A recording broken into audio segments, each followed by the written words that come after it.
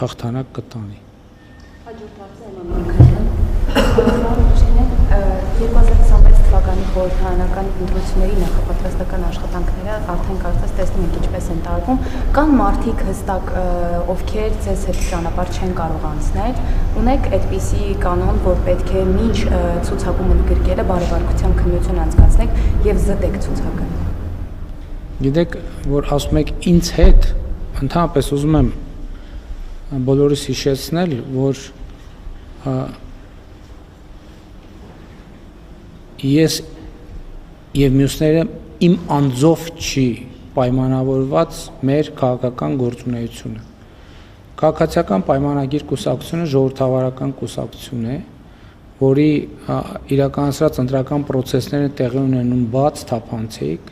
եւ այնտեղ որոշումները կայացնում են կոլեգիալ։ Ես կուսակցության վարչության նախագահն եմ, ում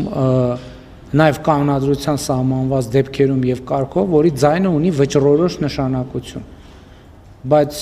դա չի նշանակում, որ այդ հարցերին դուք ասում եք ինձ հետ լուծվում են անձնական հարթության վրա։ Այդ բոլոր հարցերը կան, բայց այդ հարցերը վերաբերվում են կուսակցությանը։ Դա անձի մասին չէ, դա կուսակցության մասին է եւ կուսակցությունը ինքն է տալիս այդ հարցերի պատասխանը իր կազմակերպչական, քաղաքական գործընթացներով։ Հետևաբար կուսակցությունը այդ թվում ազգային ժողովի падգամավորի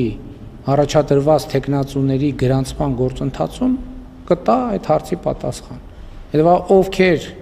կգրանցվեն որպես падգամավորի տեխնացու նրանք կարող են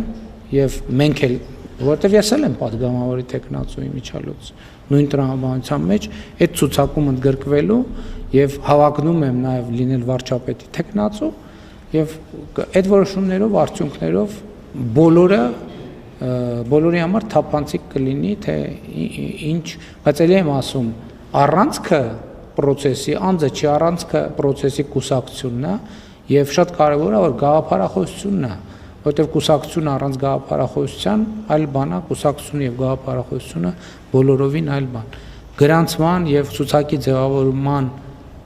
գործընթացը հենց այդ հարցերի պատասխանն է տալիս։